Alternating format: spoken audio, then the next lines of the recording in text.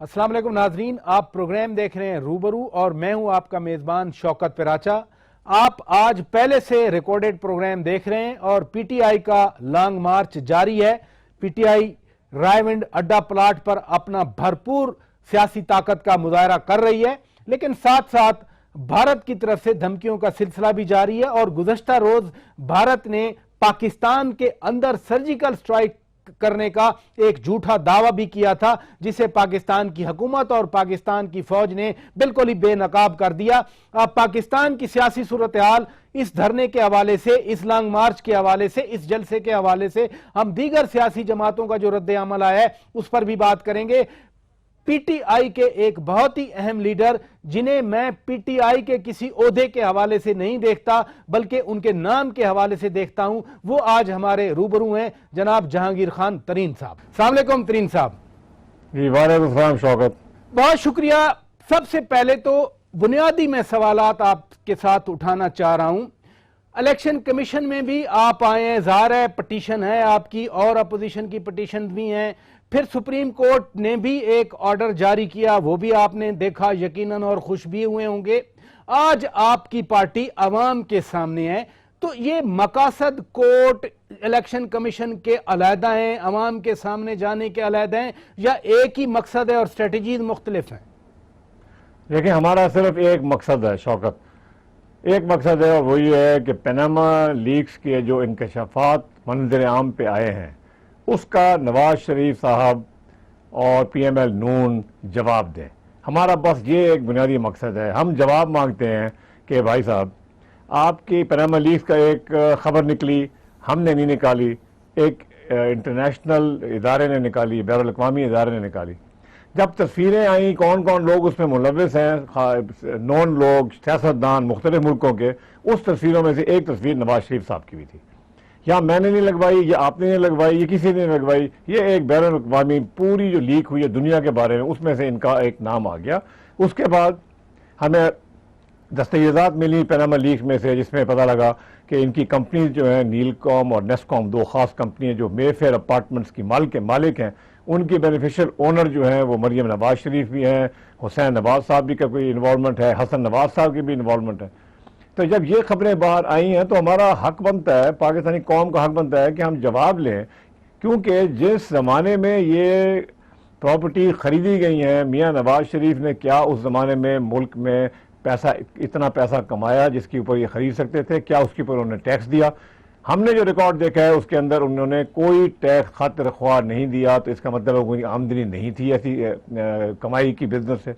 तो उसके बाद ये है कि इतनी लाखों बिलियंस ऑफ पाउंड्स की अपार्टमेंट्स हैं, करोड़ों रुपए की अपार्टमेंट्स हैं, शायद अरबों रुपए की हैं, वो पैसा पाकिस्तान से बरतानिया मुंतकिल कैसे हुआ? इन बुनियादी चीजों के सवालात हैं। हम कहते हैं भाई रसीदें दिखा दें। हम ये समझ आ गया कि आपके मकासद क्या है। अब इसकी स्ट्रेटेजीज जो टैक्टिक्स हैं उन पे बात करें तो कल ही इमरान खान चूंकि लाहौर में है, ये पूरा हफ्ता उन्होंने लाहौर में गुजारा, लोगों से मिलते रहे, कल वुकला से मिले, कानूनी जंग की बात की। जब कानूनी जंग करनी है तो फिर ये धरने, फिर ये जलसे, ये आपस में कोइंसाइड कर रहे हैं, ये फिर क्या वजूहत है? देखें शौकत भाई, बड़ी सीधी सादी बात है। हमने पहले दिन से तमाम लोगों को, पार्टीज को साथ मिलाया। हमने असेंबली में, नेशनल असेंबली में आवाज़ उठाई, सेनेट में आवाज़ उठाई, फिर पूरी अपोजिशन इकट्ठी हुई, मुश्तरका TORs बने, तमाम अपोजिशन पार्टी इसमें इकट्ठी हैं कि पनामा लीक के ऊपर इन TORs के मुताबिक इंक्वायरी होनी चाहिए। मगर हुकूमत का काम था इस सारे चीज़ को सर्द खाने में डालने की भरपूर कोशिश। वो नहीं चाहते कि कोई भी इंक्वायरी बने, कमीशन बने। वो इन सवालों के जवाब देने से इनकारी हैं। फिर आप ये देखें कि आइंदा उसके बाद ये हुआ कि जब अपोजिशन की और नेशनल असेंबली की भरपूर तकाजे पे मियाँ नवाज शरीफ को आना पड़ा असेंबली में जवाब देने के लिए, वहाँ उन्होंने आके क्या कहा? उन्होंने आके कहा 1970 की दिहाई में हमने, मेरे वाले साहब ने फैक्ट्री लगाई दुबई में, वो फैक्ट्री बड़ी कामयाबी से चली, स्टील मिल, उसको बेचा, फिर हमने जद्दा में लगाई, उसको बेचा, और 2005 या 6 में जाके हमने उससे ही अपार्टमेंट लिए। ये उनकी ज़ुबान से ये मैं बता रहा हूँ आपको, उन्होंने खुद कहा ये, और ये भी कहा कि मैं हर किस्म के एहतसाब के लिए तैयार हूँ। अब उसके बाद खान साहब ने जब तकरीर की तो उन्होंने बाकायदा डॉक्यूमेंट्स पेश किए नेशनल असेंबली में। उसमें ये 2005 में 6 में ली गई नहीं है, ये अपार्टमेंट 93 में, 95 में, 96 में, इस 3-4 साल में वो अपार्टमेंट्स ली गई।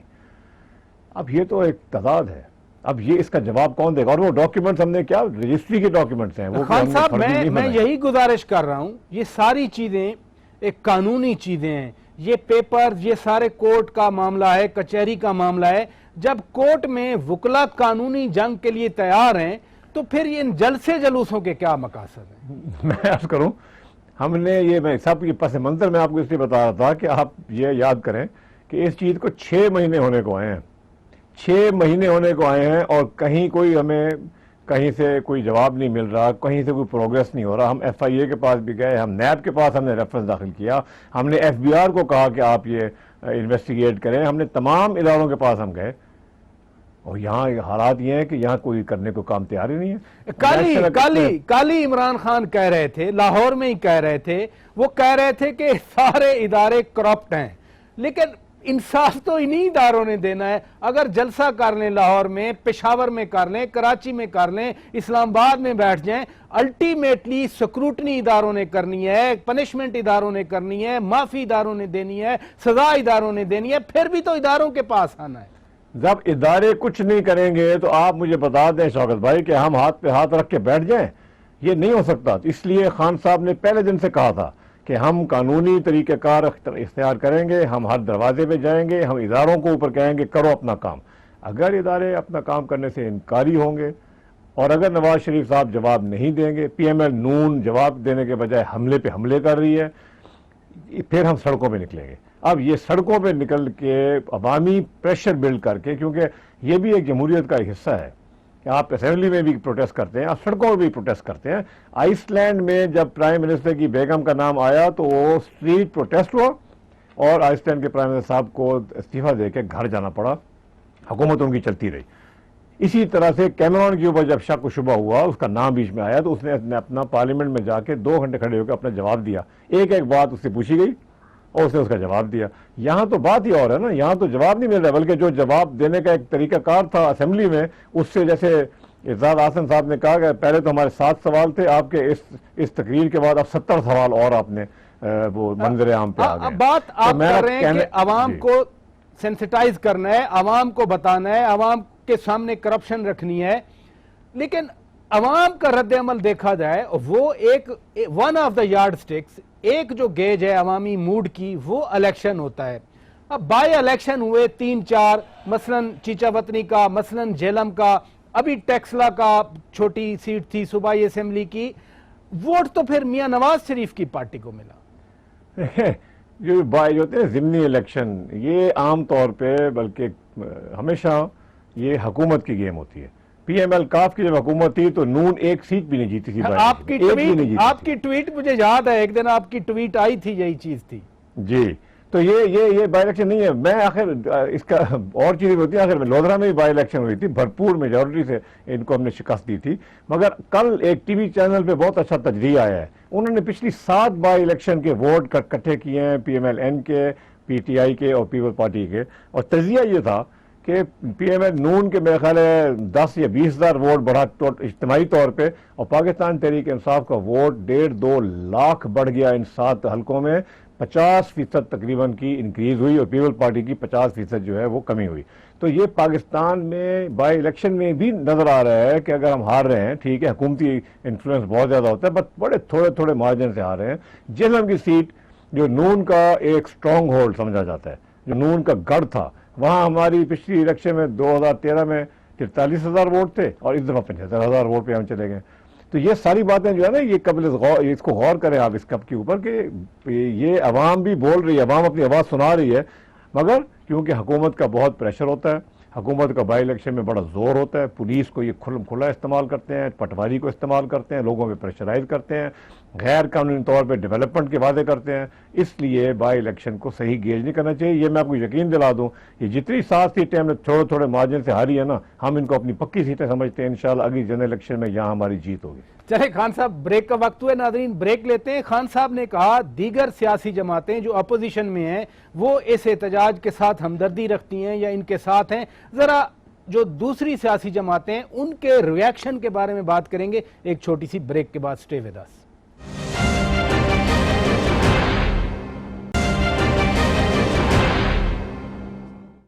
मैं ये नहीं जानता कि नाराजगियां क्या है। मैं कोई रिश्ता तो नहीं लेने जा रहा, मैं तो इनवाइट कर रहा हूं धरने के लिए लोगों को।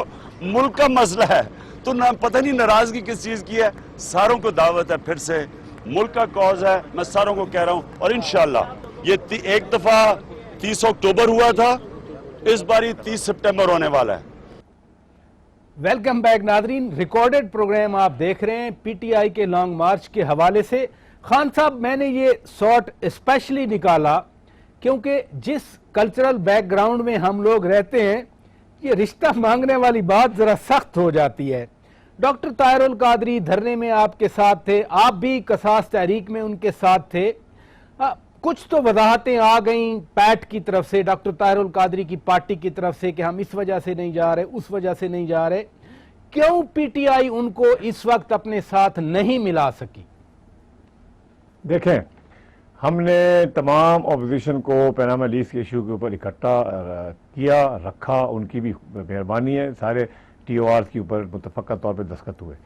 तो इसके अलावा सेनेट में एक बिल भी पेश किया गया है तमाम अपोजिशन पार्टी के दस्तखतों से।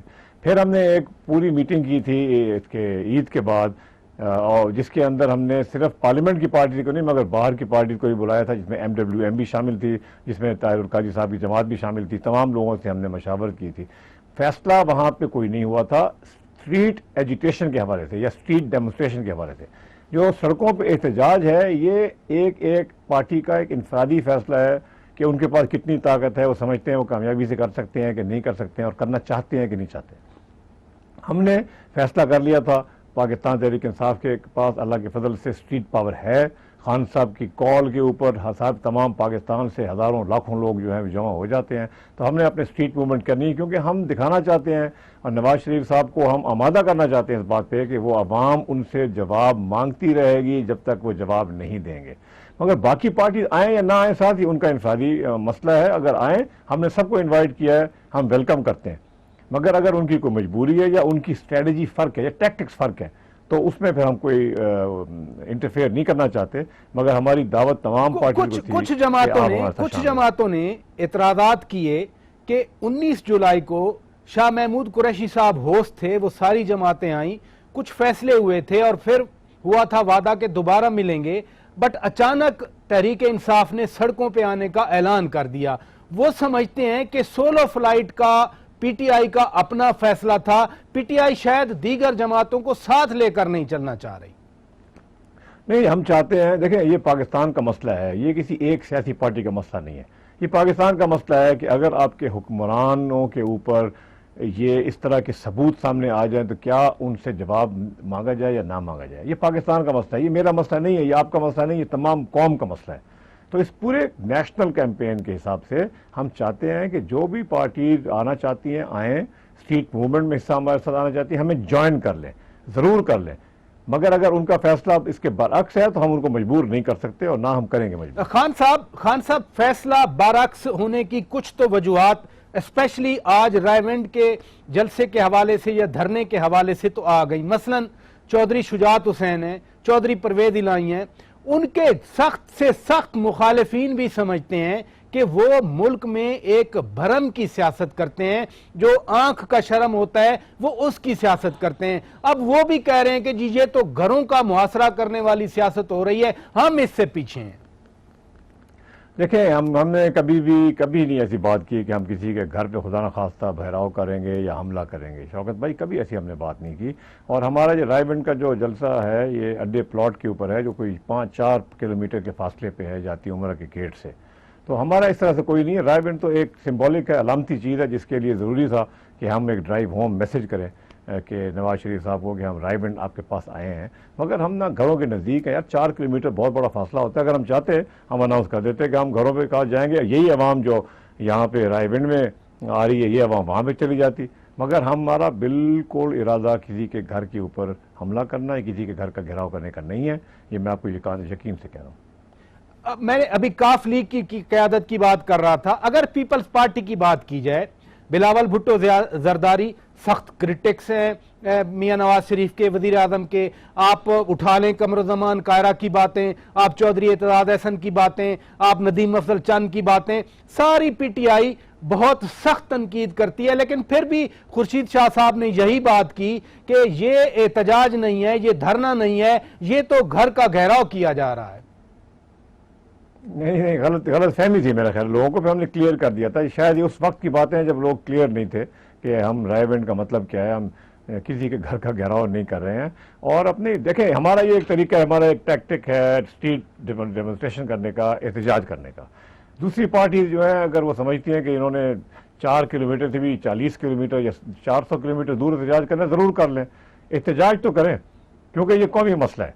तमाम लोगों को इसके ऊपर नवाज शरीफ साहब से और नून से जवाब तलब करना ज़रूरी है कि ये अब नहीं हो सकता कि आप 6 महीने होने को आए और आप ऐसे प्रिटेंड कर रहे हैं कि जैसे कि कुछ हुआ ही नहीं। एक बात अच्छी है, एक रोशनी की किरण है कि सुप्रीम कोर्ट ने जो पहले हमारी पिटीशन को 3 हफ्ते पहले उसके रजिस्ट्रार साहब ने फ्रिवलस कह के वापस कर दिया था, अब चीफ जस्टिस साहब ने खुद हमारी अपील सुन के फैसला किया है कि इसके ऊपर ज़रूर बहस होनी चाहिए, और उन्होंने दे दिया रेगुलर हियरिंग के लिए। और एक 3 मेंबर बेंच हमने सुना है कि बन रहा है। मुझे उम्मीद है कि ये बेंच जल्दी बन जाएगा और ये जल्दी कार्रवाई करेगा और ये पिटीशन फॉर्मली एडमिट भी हो जाएगी। क्योंकि ये देखें, पूरा आपने रायबंद देख लेना, आप देखेंगे कितना अवाम रायबंद में आए हैं, किस तरह से लोगों ने हर रैली में, हमारी हर एहतजाज में शामिल हुए हैं लोग। मैं तो सारे पाकिस्तान में घूमते रह गया हूँ इस रायबंद के जलसे की वजह से।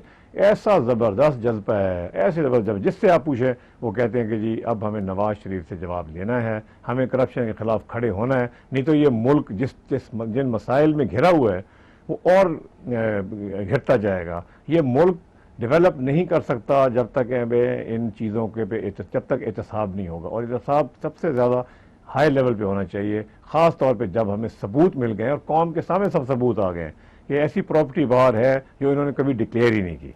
भाई डिक्लेयर आज तो कर देते, 2006 में अगर आपने लिए थे 2008 में डिक्लेयर कर देते, 2013 में भी आपने डिक्लेयर नहीं किया, 2013 में डिक्लेयर नहीं किया। हालांकि मरियम नवाज को आपने अपना डिपेंडेंट दिखाया और आपको लाजिम था कि उनकी प्रॉपर्टी आप डिक्लेयर करते, उन्होंने डिक्लेयर नहीं की।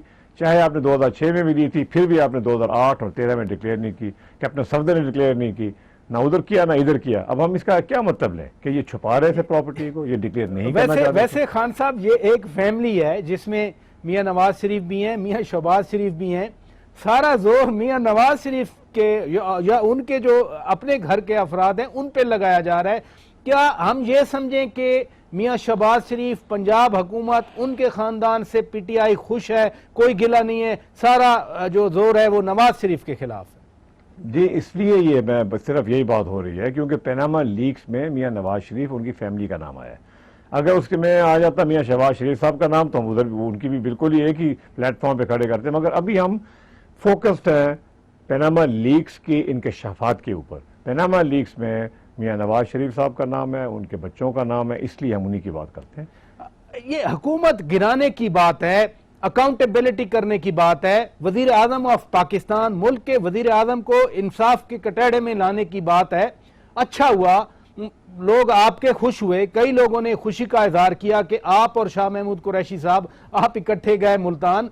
लेकिन दीगर आपकी अपनी पार्टी के अंदर कुछ आवाजें ऐसी भी उठती रही हैं, अभी हालिया आवाजें हैं जो कि आपकी पार्टी के मुत्तहद होने, आपकी पार्टी के इत्तेहाद, आपकी पार्टी की यूनिटी को नेगेट करती हैं, मन नफी करती हैं आपकी पार्टी के अंदर इत्तेहाद को। ये एक बड़ा चैलेंज नहीं है आपकी पार्टी के लिए? नहीं, ये चैलेंज, ये देखें, जो हमारी जमहूरी पार्टी है, बहुत मुख्तलिफ जगहों से लोग उस पार्टी में शामिल हुए हैं और पिछले 5 साल में बहुत ज़्यादा मकदार में शामिल हुए हैं, तो ये चैलेंजेस तो हमेशा नेचुरल रहेंगे। मगर हमारी पार्टी मुत्तहद है। आपने जैसे खुद कहा, मैं और शाह साहब इकट्ठे सारी प्लानिंग करते हैं, काम करते हैं, काम बांट के चलते हैं और बाकी भी जो लीडरान हैं तमाम हम इकट्ठे हैं। देखें, हमारी जमहूरी पार्टी है और ये सोशल मीडिया का दौर है, ये इसमें हर चीज़ बाहर निकल आती है, लोग अपने जो इख्तलाफात हैं वो खुल के करते हैं, हमें इससे कोई इतराज़ नहीं है। मगर जो कॉमन कॉज है हमारा कि हम एक नया पाकिस्तान बनाना चाहते हैं, हम एक पाकिस्तान में बुनियादी तब्दीली लाना चाहते हैं, हम पाकिस्तान के निज़ाम को एक मॉडर्न निज़ाम बनाना चाहते हैं, हम बच्चों की तालीम, गरीबों को का हाल बेहतर करना चाहते हैं, किसानों के लिए हम एक इंसाफ चाहते हैं कि किसानों को भी मौका दिया जाए कि वो अपनी रोज़ी कमा सकें इज़्ज़तदार तरीके से। इस सब चीज़ों में पाकिस्तान तहरीक इंसाफ ऊपर से लेकर नीचे तक मुतहद। ये सोशल मीडिया की बात, टेक्नोलॉजी की बात दुरुस्त है, बट अभी चंद दिन पहले यहाँ यूथ विंग का इजलास हुआ, आपकी यूथ विंग का, उसमें इतराज आता है, फिर कभी आपके केपीके के स्पेशली एमएनएज बोल पड़ते हैं, कभी आपके एमपीएज बोल पड़ते हैं, तो इन चीजों को आप किस तरह से हैंडल कर रहे हैं? फिर हम इन चीज़ों से देखें, हम हैंडल करते हैं डायलॉग से, हमें लोगों से हम डंडे नहीं उन पे बरसाते, हमारे अपने भाई हैं, अपनी फैमिली मेंबर्स हैं, हम समझते हैं इनको, हम इनके साथ बैठ के बात करते हैं और ये इसी तरीके से हम करते रहेंगे और यही तरीका है कि फिर तमाम लोग जो हैं इकट्ठे जुड़ जाते हैं। ये इख्तलाफात छोटे मोटे हैं, ये कुछ इनफरादी हवाले से भी हैं, कोई ऐसी मूवमेंट नहीं है पार्टी में। देखें, अगर पार्टी की लीडरशिप मुत्तफिक है ना तो नीचे भी सारे लोग इकट्ठे हो जाते हैं, हमारे वर्कर्स में तो कोई प्रॉब्लम नहीं है। कुछ लोग कभी कभी इस तरह की आवाज़ उठाते हैं, हम उनके साथ बात भी करते हैं, उनके ग्रीवेंसेस दूर करने की भी कोशिश करते हैं और इसी तरह ये मिलजुल कर देखें पार्टी कहाँ से कहाँ आ गई है। अब आप देखें कि पाकिस्तान में या फिर नून है या हम है, इसके अलावा तो कोई और अपोजिशन है ही नहीं। हम पार्लियामेंट में 2013 में पीपल्स पार्टी तो हर बाई इलेक्शन में आपको डेंट डाल रही है। अगर झेलम वाला वोट जो पीपल्स पार्टी का मिला, कोई इकट्ठा वोट होता तो फवाद चौधरी साहब जीत जाते। चीचावतनी में जो 15-20 हजार पीपल्स पार्टी को मिले, अगर वही राय मुर्तजा इकबाल को मिल जाते, इकट्ठे होते तो वो जीत जाते। तो डेंट तो डाल रही हैं दूसरी जमातें आपको। जी कर रही हैं। इन 2 इलेक्शनों में, बल्कि चीचावतनी में पीपल्स पार्टी ने कोई खातिर ख्वाह वोट लिए हैं 14-15 हज़ार, मगर इसके अलावा जो बाई इलेक्शन आई है 122 के बाई इलेक्शन में उन्होंने शायद कुछ 1000-1500 वोट लिया है, 154 में भी उन्होंने बहुत कम वोट लिया है। तो पीपल पार्टी बेसिकली पंजाब में अब वो उसकी हैसियत नहीं रही, एक छोटी पार्टी बन के रह गई है। और ये अब सियासत में ऐसे होता है जी, कभी कोई ऊपर जाते हैं, कभी नीचे आते हैं, अपने अपने प्रोग्राम्स के मुताबिक और अपने जो गवर्नेंस के हिसाब से लोग फैसला करते हैं किसको वोट देंगे। मगर अब वाज़ेह है कि पंजाब में अगर कोई इलेक्शन होनी है, अगर कोई सियासत चल रही है तो नून हुकूमत की पार्टी है और हम नंबर 1 ऑपोजिशन है। 2013 में हम दूसरे नंबर पे आए थे, मगर अब हम number 1 opposition party of Pakistan है। ये मुझे खान साहब ब्रेक का कहा जा रहा है, नादरीन ब्रेक लेते हैं, लेकिन कश्मीर में होने वाले जुल्म, भारतीय अफवाज के मुजालिम और भारत की तरफ से सर्जिकल स्ट्राइक्स के दावे करना जो कि पाकिस्तान ने मुस्तरद कर दिया, लेकिन जाहिर है वो भी हमारी जिंदगी का हिस्सा है, हमारी मुल्क की सियासत का हिस्सा है, हमारी मुल्क की सूरत हाल का हिस्सा है। खान साहब से इस हवाले से भी बात करेंगे, उनका लॉन्ग मार्च भी जारी है, उनका धरना भी है, लेकिन एक ब्रेक के बाद स्टे विद अस।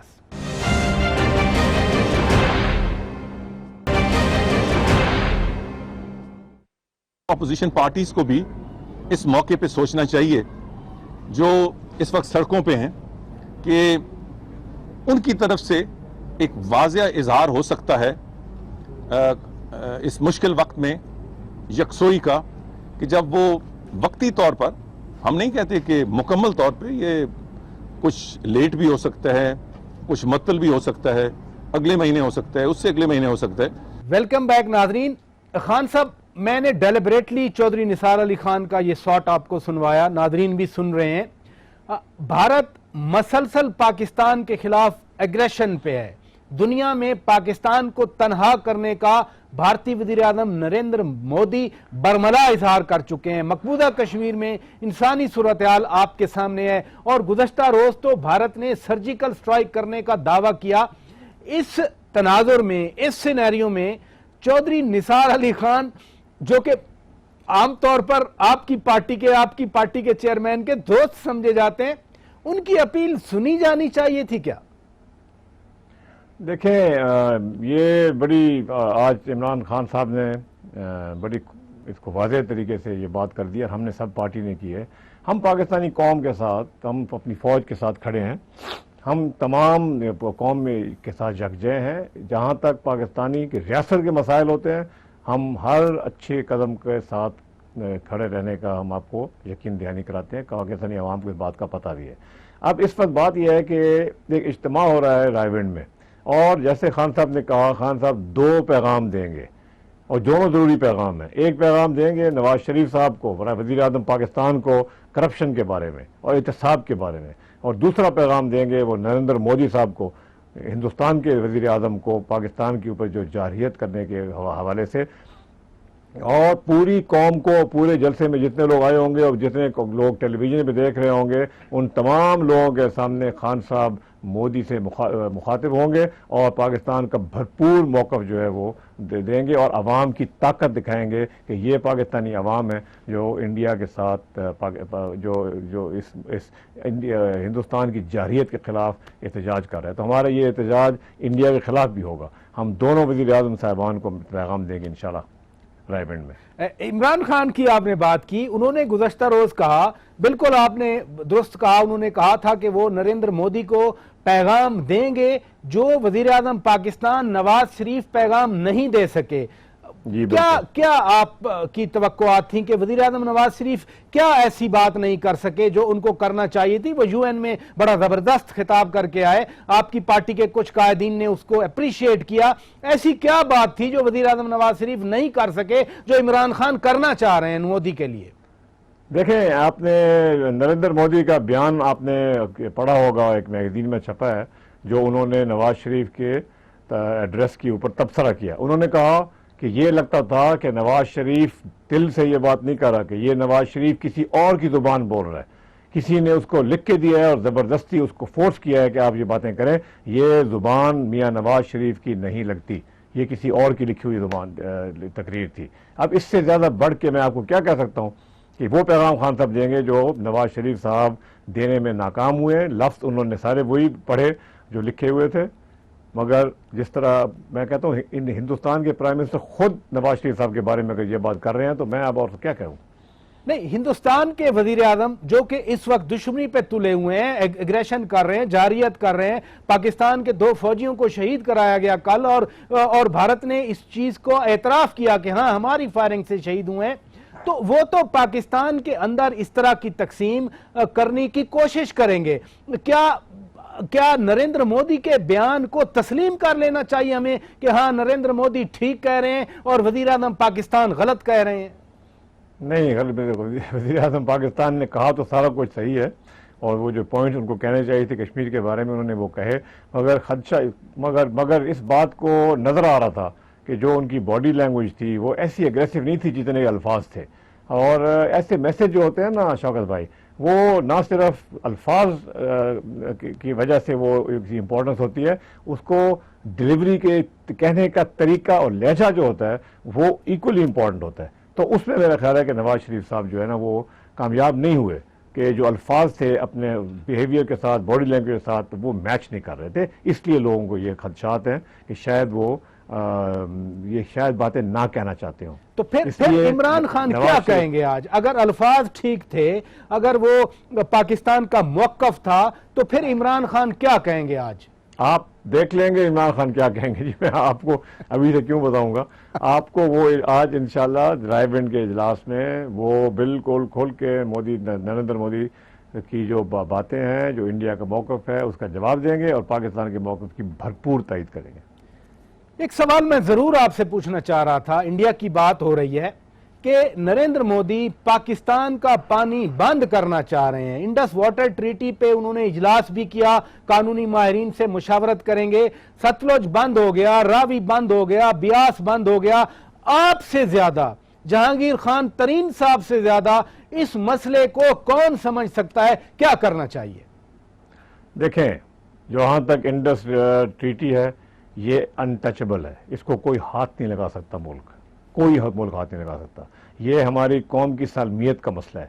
अगर हिंदुस्तान ने हमारा पानी बंद करने की ये इलीगल कोशिश की, इंडस वाटर ट्रीटी को उन्होंने रद्द किया, तो ये एक पाकिस्तान के लिए एक्ट ऑफ वॉर होगा, क्योंकि ये हमारी सर्वाइवल है। इसके अंदर हमारी ज़राअत, हमारी मईशत इसी पानी पे खड़ी है, इसी पानी की वजह से हम हैं, और ये पानी हमारा हक है, जो आज नहीं, आज से 40-45 साल पहले जिसका एक बैनुल अक़वामी मुदाखलत के बाद इसका फैसला हुआ था। इसकी अनटचेबल है, मैं आपको एक दफ़ा फिर कहता हूँ, इसके ऊपर हाथ भी कोई नहीं लगा सकता, उसका 1 इंच नहीं तब्दील हो सकता, उसका 1 कॉमा तब्दील नहीं हो सकता जब तक दोनों मुल्क मिलकर तब्दीली ना करें।